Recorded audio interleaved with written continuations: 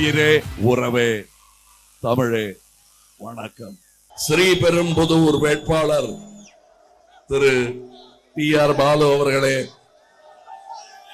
67 ஆண்டுகளாக உங்கள் பணியில் இருக்கும் நல்லவர் PR பாலு அவர்கள் தமிழ்நாட்டிற்காக பல திட்டங்களை சிந்தித்து செயல்படுத்தியும் இருக்கிறார்.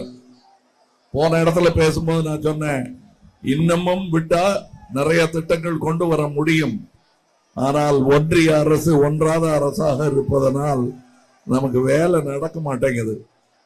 நாம ஒரு 68,000 கோடிக்கு ஒரு திட்டம் போட்டு பாதிய ஒன்றிய அரசு கொடுக்கட்டும், மீதியை நாங்க போடுறோம்னு கணக்கு போட்டு கையெழுத்து போட்ட பிற்பாடு வேலை ஆரம்பிச்ச பிறகு இன்னும் அங்கிருந்து பணம் வந்த பாடு இல்லை.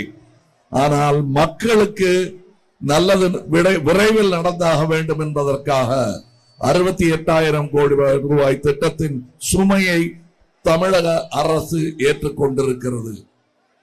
இங்கே இந்து சமய அறநிலையத்துறை அமைச்சர் திரு PK சேகர் பாபு அவர்கள் வழக்கம் போல கூட்டத்தோடு கூட்டமாக நின்று கொண்டிருக்கிறார். நான் ஒவ்வொரு முறை பார்க்கும் போது அவரை கூட்டத்துல தான் தேட வேண்டியதா இருக்கு. அது நல்ல தலைவர்களுக்கான அடையாளம்.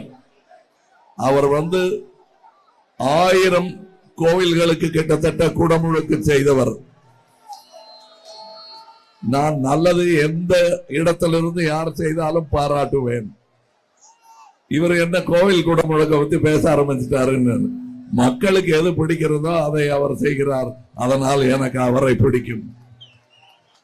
முக்கியமா அதை விட முக்கியமான விஷயம், கோவில் சொத்துக்களை எல்லாம் மீட்டு மக்களுக்கே திருப்பி அதை கொண்டு வந்து சேர்த்திருக்கிறார். இங்கே திருவிக நகர் சட்டமன்ற தொகுதி உறுப்பினர் திரு தாயகம் ரவி அவர்கள் இந்த எலெக்ஷன் கேம்பெயின் போல என் கூடயே அவர் இருக்கணும்னு மாண்புமிகு முதல்வர் ஸ்டாலின் அவர்கள் பணித்ததன் பேரில் இந்த நேரத்தில் என் கூடயே இருக்கார். அவர் தொகுதியில் இருக்கணும். அவர் தொகுதி மக்கள்கிட்ட அவர் ஏன் இங்க இல்லைங்கிறதுக்கு காரணம் நான் தான். அதையும் சொல்ல கடமைப்பட்டு இருக்கிறேன். இங்க நான் வந்தது நியாயம் நடப்பதற்கு ஒரே வழி நீங்கள் முடிவெடுப்பதுதான். நாளை என்ன நடக்கும் என்பதை பற்றி எல்லாம் யோசித்து நீங்கள் செயல்பட வேண்டும். முக்கியமாக இந்த எலெக்ஷன்ல தப்பா ஓட்டு போட்டீங்கன்னா அடுத்த எலெக்ஷனே இருக்காது என்று அறிஞர்கள் பயப்படுகிறார்கள். எனக்கு அந்த பயம் எல்லாம் இல்லை. ஏன்னா அடுத்த எலெக்ஷன் பண்ணலன்னா பக்கத்தில் இருக்கிற நாட்டுக்காரன் கொக்கரிக்கிறதோட மட்டும் இல்ல, ஆக்ஷனே எடுக்க வாய்ப்பு உண்டு. அடுத்த எலெக்ஷன் இருக்கும். ஆனா ஒரே EVM மெஷின், அதுல ஒரே பட்டன், அதுல ஒரே வேட்பாளர், அது மேல எழுதி இருக்கிற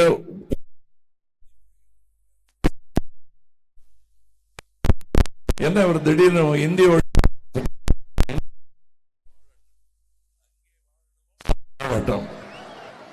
தமிழ் வாழ வேண்டும். அதுதான் எனக்கு தெரிந்த முதல் கோஷம். நான் சின்ன பிள்ளையில இருந்து அந்த கோஷத்தை எழுப்பிக் கொண்டிருப்பவன். என் சினிமாக்கள்ல பார்த்தா கூட அது தெரியும்.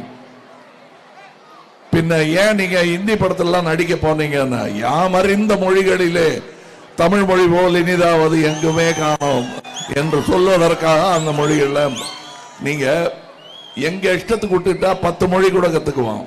ஆனா என் மொழியை அழித்து விட்டு அடுத்த மொழியை நான் கற்க மனம் வராது. அம்பத்தூர் தொகுதி சட்டமன்ற உறுப்பினர் திரு ஜோசப் சாமுவேல் அவர்களும் வந்திருக்கிறார்கள். இங்கே கூட்டணி கட்சிகள் அனைவரும் நான் எந்த காரணத்திற்காக இங்கே வந்திருக்கிறேனோ அதே காரணத்திற்காக இங்கே வந்திருக்கிறார்கள். நாடு காக்கும் தருணம் இது. அதற்காகத்தான் இங்கே காங்கிரஸ் வந்திருக்கிறது, மதிமுக வந்திருக்கிறது, விடுதலை சிறுத்தைகள் கட்சிக்காரர்கள் வந்திருக்கிறார்கள்.